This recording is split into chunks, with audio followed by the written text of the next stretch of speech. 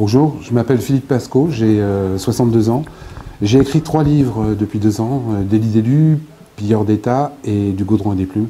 Je suis ce qu'on appelle tout à fait modestement, un éveilleur de conscience. J'essaye de mettre sur la table ce que des élus ont caché sous le tapis. Je l'écris dans des livres, et puis apparemment ça plaît bien, puisque j'en suis à presque 100 000 ventes sur les 3 livres, sans avoir fait jusqu'à présent une seule grande télé.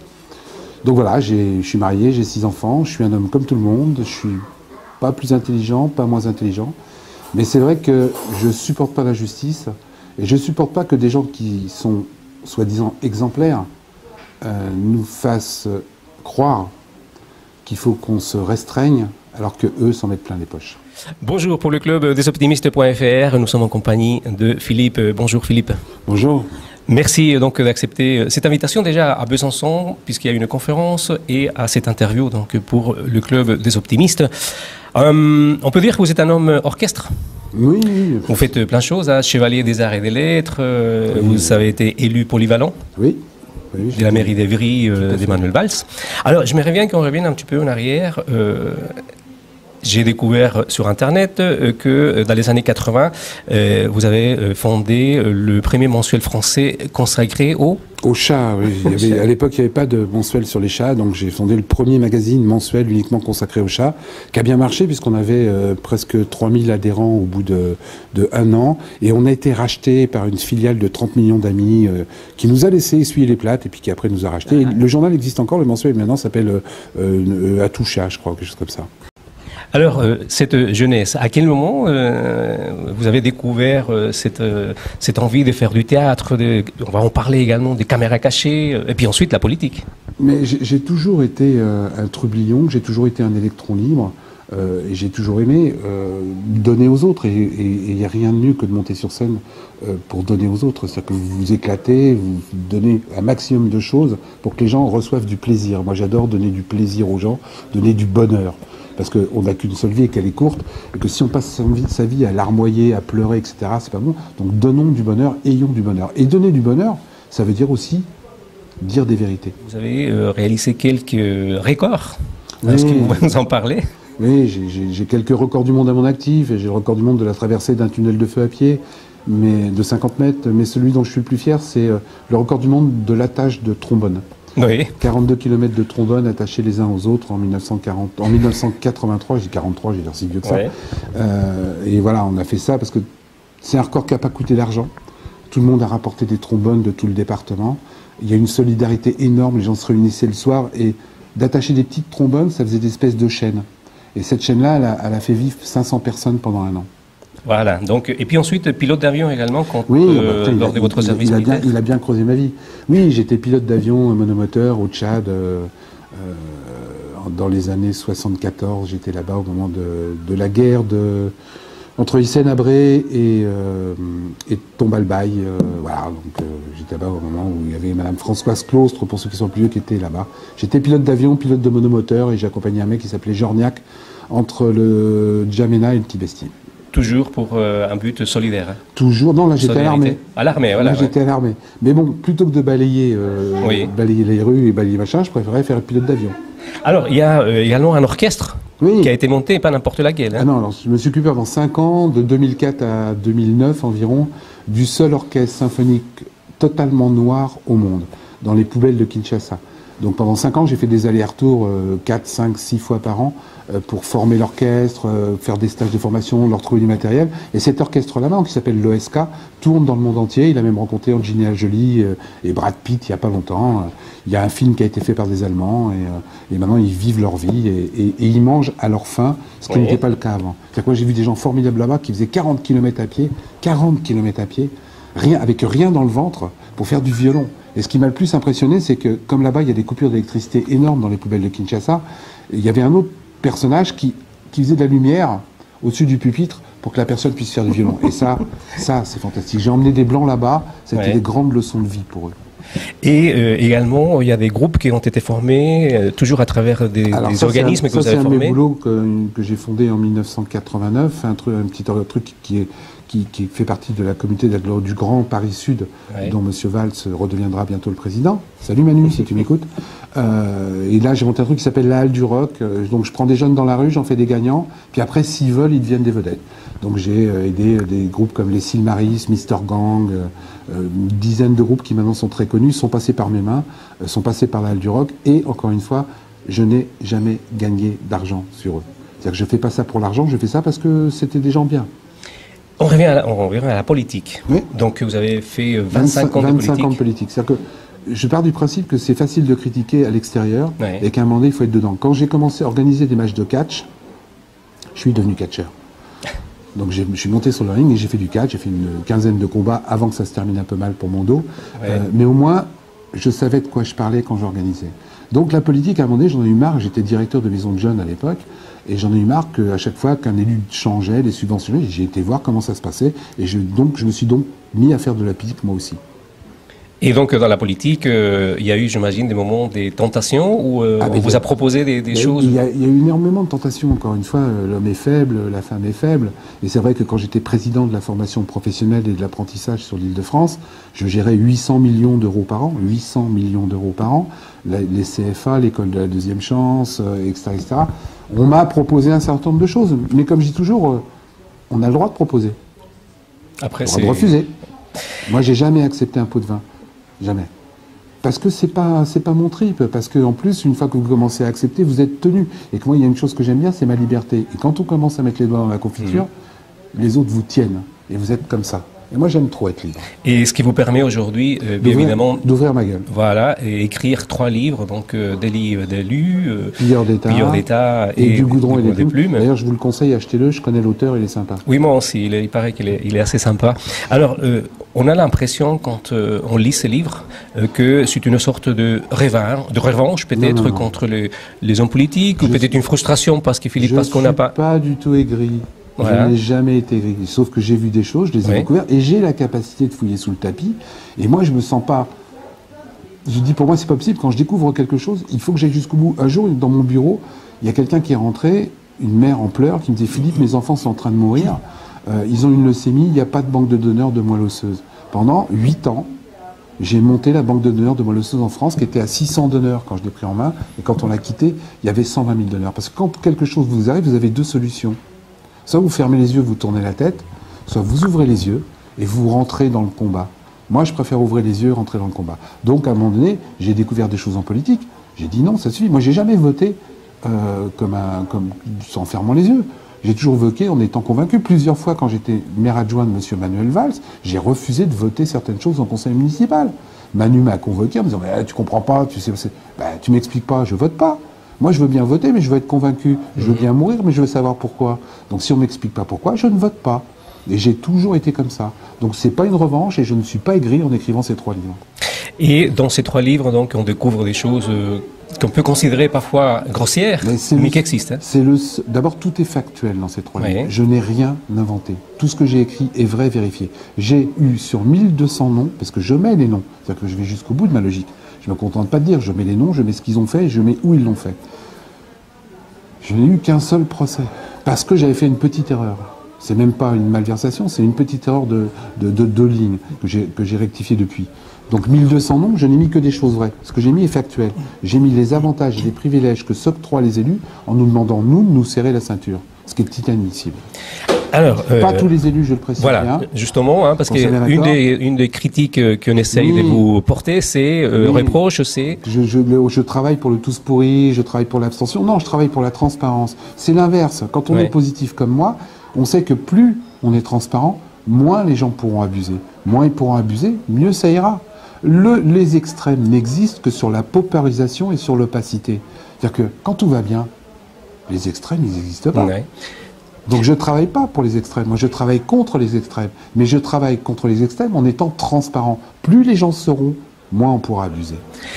Vous venez de prononcer le mot positif, je fais partie du club des optimistes. On me dit que ça ne colle pas trop le fait de vous avoir invité à Besançon, puisque c'est pas très positif ce que vous dites. Non, c'est faux, c'est totalement positif. Est-ce que la vérité n'est pas positive? Est-ce que le fait d'être transparent n'est pas positif? Moi, je trouve que c'est éminemment positif. C'est l'éternel problème de la bouteille à moitié vide et la bouteille à moitié pleine. Il y a des gens qui regardent une bouteille, ils la trouvent à moitié vide. Il y a des gens qui la regardent et ils la trouvent à moitié pleine. Moi, je la trouve à moitié pleine, et dedans, dans ma moitié pleine, c'est de la vérité. Aux gens de s'en emparer. Plus on sera transparent, moins les gens pourront abuser. Moi, j'ai jamais caché mon salaire. Pendant 20 ans, mon salaire, il a été affiché derrière moi. C'est vrai que je gagnais mieux qu'un ouvrier ou qu'un OS, etc. Mais je pouvais l'expliquer. Et à partir du moment où c'était affiché, j'ai jamais eu aucun problème avec tous les jeunes qui venaient me voir. Aucun. Petite anecdote justement par rapport au salaire des élus et tout ça, par rapport à la retraite. C'est pas des salaires, c'est des indemnités. Des indemnités, parce qu'il faut que vous sachiez que dans la Constitution, à l'article 2, il est marqué que les élus sont bénévoles. Ah oui. Je ne vous blague pas, c'est marqué dans la Constitution française. Donc c'est pas des salaires parce Non, que non, c'est pas des salaires, c'est des indemnités. Ce qui leur permet de magouiller allègrement avec tout ça. Donc par rapport à la retraite, vous avez été étonné quand vous êtes allé consulter Moi le premier, je veux dire, j'arrive à un âge canonique, excusez-moi, j'ai été voir pour ma retraite et je me suis aperçu que j'ai fait 15 ans d'élu rémunéré, 15 ans. J'ai quasiment autant de points Ircantec en 15 ans d'élu que depuis l'âge de 14 ans où je travaille. J'ai demandé à la dame, il n'y a pas un zéro en trop là? Vous n'êtes pas gouré, madame? Eh ben non. Ah bah putain, la soupe est bonne. Mais c'est normal, puisque quand on cotise un an en tant qu'élu, la mairie ou la collectivité abonde d'un an. Donc j'ai cotisé 15 ans, mais en fin de compte, j'ai 30 ans de cotisation. Donc ça change la face des choses. En plus, et il faut le savoir, les élus, c'est les seuls qui ont une retraite par capitalisation. Ils se battent pour qu'on ait une retraite par répartition, et eux ont une retraite par capitalisation qui, en plus, est subventionnée tous les ans. Je parle des députés. Donc il y a quand même un malaise. Nous, on nous explique qu'on ne peut pas et qu'on réduit notre salaire, et eux, on subventionne tous les ans pour qu'ils puissent toucher leur retraite. J'ai un problème. J'aimerais bien que ces gens-là, qui nous demandent d'être exemplaires, soient eux aussi exemplaires. Donc la retraite, ça fait partie un petit peu de tous ces magouilles. Des avantages. Je ne vais pas tous vous les citer parce qu'il vous faudrait 3 heures d'émission. Mais est-ce que c'est normal aujourd'hui qu'on donne de l'argent de poche sans contrôler aux députés, aux sénateurs, aux membres du CESS? Et ce n'est pas 500 euros, c'est combien à peu près? C'est 5 770 euros par député, 6 200 euros par sénateur. C'est de l'argent de poche. Moi, je suis chef d'entreprise. Si je paye un restaurant à quelqu'un, je suis obligé de le justifier. Si je ne le justifie pas, je risque d'être mis en examen pour abus de bien social. Ouais. Je suis obligé de payer et je donne ma facture au comptable qui me rembourse. Les élus, non. Et vous ne pouvez pas manger 3 fois. C'est un problème. Les élus, on leur donne du pognon, ils en font ce qu'ils veulent. En plus, j'ai du mal à comprendre, je le dis souvent dans mes conférences, un élu qui a plusieurs mandats, il a plusieurs frais de représentation. Moi, je déjeune qu'une seule fois par jour. Pourquoi on lui rembourse 3 fois le déjeuner? Tout ça, c'est des trucs qui me rendent fou. Parce qu'on nous demande, nous, d'être heureux avec 540 € pour les gens qui sont au RSA. On culpabilise les gens du RSA. Ouais. Et ces mecs-là s'en mettent plein les fouilles. Ça suffit, arrêtez de nous prendre pour des cons. Et on met des contrôles justement pour qu'il n'y ait pas des abus. Les contrôles, il y en a plein. Les contrôles, c'est pour les petits, pas pour eux. Là aussi, ça m'énerve. C'est-à-dire qu'aujourd'hui, on peut contrôler les comptes en banque quasiment de tous les salariés. On peut croiser les informations de tous les salariés pour savoir si malheureusement tu n'as pas plus d'enfants, si tu te rends pas un petit peu. Mais eux, on ne peut pas. Pourquoi on ne pourrait pas eux? Mais c'est à eux en premier qu'il faudrait. C'est à eux de nous montrer l'exemple. Pourquoi on ne peut pas contrôler le compte banque d'un élu? Pourquoi il y a des espèces d'immunité pour ces gens-là? Est-ce que moi j'ai une immunité? Pourquoi quand un élu il fait une fraude fiscale, il y a un bureau spécial dans chaque perception pour traiter la fraude fiscale de l'élu? Pourquoi il y a ce qui s'appelle le verrou de Bercy? Vous connaissez le verrou de Bercy? Je vais vous l'expliquer, c'est un truc de fou. C'est-à-dire que quand on découvre une fraude fiscale sur un élu de grande importance, pas le petit élu bien entendu, eh ben, avant de déclencher une enquête judiciaire, il faut l'autorisation du ministre. Mais s'il y a faute, pourquoi j'ai besoin de l'autorisation du ministre pour déclencher une enquête judiciaire? Eh bien ça s'appelle le verrou de Bercy. Et quel que soit le gouvernement, il ne le retire pas. Casier judiciaire. Parlons-en. Casier judiciaire vierge, ça c'est une de mes grandes batailles. Il y a 396 métiers en France, 396 métiers que j'ai référencés, où il y a obligation de présenter un casier judiciaire vierge pour travailler. Pompiers, policiers, sage-femme. Sage-femme, mais il y en a un paquet de 396. Pour travailler dans une mairie, vous êtes obligé de présenter un casier judiciaire vierge. Si vous êtes condamné pendant que vous êtes fonctionnaire dans la mairie, selon la loi, vous pouvez être viré sans indemnité. Par contre, pour diriger la mairie, vous pouvez avoir violé, détourner du pognon, vous n'avez pas besoin de casier judiciaire vierge. Il y a un non-sens qu'il faut arrêter. Et en plus, ça commence à marcher. On a lancé une pétition nationale qui prend de l'ampleur. C'est sur mesopinions.com, casier judiciaire vierge. Vous suivez le lien et vous signez. Elle commence à avoir du monde puisqu'on a dépassé les 150 000 presque là maintenant, vu la pression médiatique, là il n'y a pas longtemps, en disant que maintenant, pour se présenter comme élu, il va falloir présenter un casier judiciaire vierge. J'ai dit, c'est bien, c'est sympa. Mais comme d'habitude, ils se sont foutus de notre gueule. J'ai lu dans les amendes. D'abord, c'est réservé qu'aux élus locaux. Ah. Donc les députés, les sénateurs et tout, eux, ça ne les concerne pas. Intouchable. J'ai du mal à comprendre. Ils vont soi-disant voter une loi organique. 2, c'est valable en 2020. Mais attendez, ce que j'ai découvert derrière les fagots, c'est que l'inéligibilité dans ces cas-là n'est valable que s'ils sont condamnés dans la fonction de leur État. Je m'explique. S'ils violent une nana, c'est pas valable. S'ils détournent de l'argent en dehors de leur fonction d'élu, c'est pas valable. Pour qui ils nous prennent? Ils croient qu'on ne sait plus lire maintenant? Ces gens-là croient qu'on ne sait plus lire? Ces gens-là croient que le petit Pasco, il ne s'est pas fouillé dans les petits alinéas? Ben si, et je le dis, le demi-amendement qu'ils ont posé, c'est de la daube, c'est de la merde. Pasco qui n'arrête pas de fouiller. Et il y a un 4e livre qui se prépare. Oui, alors on se demande, mais il y a 3 livres de 200-300 pages. Il y a encore un 4e. Oui, c'est le dernier, là, j'arrête. Donc j'en sors un autre en janvier-février. Si mon éditeur ne croule pas sous les contrôles fiscaux et si on ne m'a pas assassiné d'ici là. Mais j'en sors un 4e où j'ai encore découvert des choses sous le tapis. Mais est-ce qu'elles sont plus graves que celles qu'on découvre Tout est grave pour moi. Oui. Mais là, j'ai découvert encore des trucs de fou. Je ne peux pas ne pas vous les dire. Après, les gens feront ce qu'ils veulent. Moi, je ne suis pas là pour donner les leçons de morale. Je pose sur la table dans mes livres aux gens de s'emparer de la citoyenneté. Aux gens de faire la différence entre le mauvais grain et le bon grain. Moi, j'ai découvert des choses, je l'écris. Ça ne va pas plaire parce que je mets encore des noms. Tant pis. Et ce titre, je vous le donne en scoop. Normalement, c'est presque tous vous faire foutre. Le presque est important. C'est une espèce de ras-le-bol C'est une ras-le-bol. À la fin de ce livre, vous avez un bulletin de vote à découper, marqué « Allez presque tous vous faire foutre ». Et moi, je conseille à plein de gens de le mettre dans l'urne au présidentiel. Parce que vous êtes pour que les gens aillent voter. Et moi, il y a une organisation de l'abstention aujourd'hui. Il y a 80% de gens qui ne vont pas voter à certaines élections. Je vous signale que les dernières élections qui sont passées, les gens ont été élus. Encore là, il y a eu une élection partielle législative. Il y a eu plus de 76% d'abstention. Il y avait 2 candidats. Ça veut dire quoi? Ça veut dire que les gens qui ont été élus comme députés ont été élus avec 1,2 électeurs sur 10. 1,2 électeurs sur 10. Personne ne s'en rend compte, mais c'est plus démocratique. Ces gens sont légalement élus, mais ne sont plus représentatifs de la population. Il y a un moment donné, il va falloir qu'on arrête. Et comment on peut arrêter?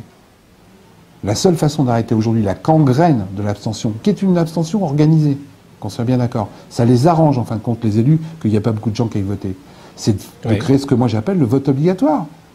Parce que le vote obligatoire, ça a l'air de rien. Je vous l'explique, si vous avez 2 secondes. Vote obligatoire, vous supprimez l'abstention. D'accord?